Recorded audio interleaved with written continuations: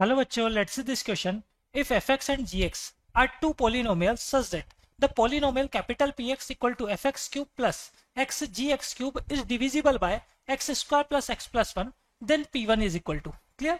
देखिए यहाँ हमको क्या करना है, Px हमको गिवन है और P1 हमको फाइंड करना है. क्लियर? तो कैपिटल Px जो हमको गिवन है ये है यहाँ पर fx क्यूब प्लस एक्स जी एक्स क्यूब. इसको यहाँ पर इक्वेशन नंबर 1 दे देते हैं हम. ठीक है, अब यहाँ हमको P1 फाइंड करना है तो x की जगह क्या करते हैं हम 1 पुट कर लेते हैं. तो पुट x इक्वल टू 1, ये आएगा हमारे पास P1 इक्वल टू x को 1 पुट करेंगे तो RHS में F1 प्लस G1 ऐसा आएगा. इसको इक्वेशन सेकंड दे देते हैं. अब देखें आपके पास Px जो है वो डिविजिबल है किससे, x square plus X plus 1 से. इसका मतलब सिंपल मैं Px को यहाँ पर नोट कर सकता हूँ.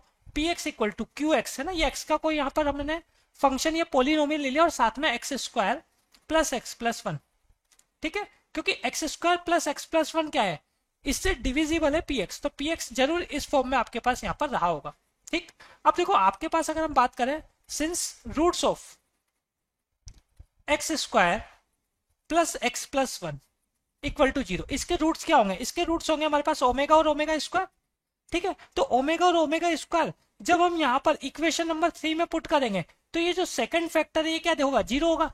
और ये 0 होगा तो Px भी क्या हो जाएगा, 0 हो जाएगा. इसका मतलब अगर हम बात करें हमारे पास पी ओमेगा और पी ओमेगा स्क्वायर ये क्या बनेगा, 0 बनेगा. ठीक है, अब पी ओमेगा अगर मैं जो इक्वेशन नंबर 1 हमारे पास चल रही है, अगर इसमें मैं x को ओमेगा पुट करता हूँ इक्वेशन 1 में, तो हमारे पास क्या आएगा, हमारे पास आएगा P omega equal to F omega cube plus omega G omega cube. हमने क्या किया, इक्वेशन नंबर 1 में x की जगह ओमेगा पुट कर दिया, इसकी वैल्यू क्या आएगी, 0 आएगी. अब देखें यहां से आगे अगर हम कंटिन्यू करें, ओमेगा क्यूब कितना होता है, ओमेगा क्यूब होता है हमारे पास 1, तो ये बन गया F1 plus omega, omega cube 1 होता है तो ये बन गया G1 इक्वल टू 0. इसको हम यहाँ पर इक्वेशन नंबर 4 दे देते हैं. ठीक है, ऐसे हम बात करें पी ओमेगा स्क्वायर भी क्या चल रहा है हमारे पास, 0, तो इक्वेशन 1 में x की जगह अब हम क्या करने वाले, ओमेगा स्क्वायर पुट करने वाले. तो हमारे पास आएगा P omega square equal to F, X की जगह ओमेगा स्क्वायर पुट किया है तो एक्स क्यूब कितना होगा, ओमेगा पावर 6 हो गया, प्लस ओमेगा स्क्वायर जी एक्स क्यूब, एक्स की जगह ओमेगा स्क्वायर पुट करेंगे तो जी ओमेगा पावर 6 हो जाएगा ये. ठीक है, ओमेगा पावर 6 भी क्या होता है, 1 होता है हमारे पास, इक्वल टू 0 तो आना ही है आपके पास ये. ठीक है, कहां से ये P omega square equal to कितना चल रहा है, 0 चल रहा है. तो यहां से आपके पास ये आया यहाँ पर एफ ओमेगा 6, तो ओमेगा पावर 6 का मतलब हो गया 1, तो F1 plus omega square G1 equal to 0. इसको इक्वेशन 5 दे देते हैं हम.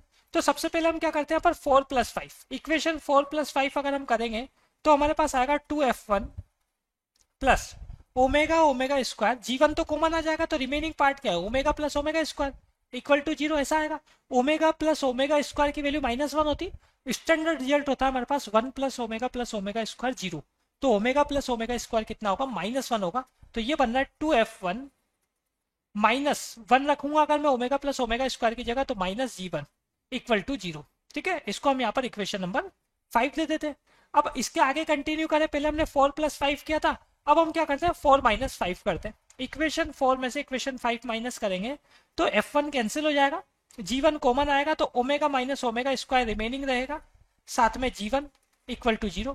यहां से आगे अगर हम बात करें तो हमारे पास G1 की वैल्यू कितनी आएगी, 0. क्यों, क्योंकि अगर मैं ओमेगा माइनस ओमेगा स्क्वायर को 0 रखूंगा तो ओमेगा और ओमेगा स्क्वायर इक्वल आ जाएंगे, और ओमेगा और ओमेगा स्क्वायर इक्वल नहीं होते. ठीक है, स्टैंडर्ड बात है, आपके पास दोनों की वैल्यूज आपको पता है.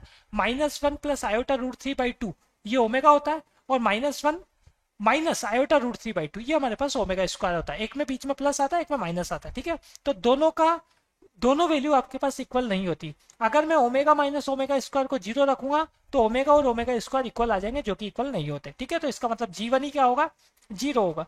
G1 अगर 0 होगा तो इसको पुट कर देता हूँ इक्वेशन 1 में या इक्वेशन 5 में, पुट इन 5 में अगर पुट करूंगा तो हमारे पास 2F1 -0 इक्वल टू 0 आ जाएगा. तो यहां से अगर हम बात करें तो हमारे पास क्या आ जाता है, F1 0 आ जाता है. तो F1 भी 0 हो गया, G1 भी 0 हो गया. इसको पुट कर देते हैं कहां पर, इक्वेशन 2 में. तो पुट इन 2, इक्वेशन नंबर 2 में पुट करेंगे तो P1 की वैल्यू क्या आ जाएगी, हमारे पास 0 आ जाएगी. क्लियर, हमको क्या फाइंड करना था यहाँ पर, P1 ही फाइंड करना था. तो final answer is 0. Best of luck.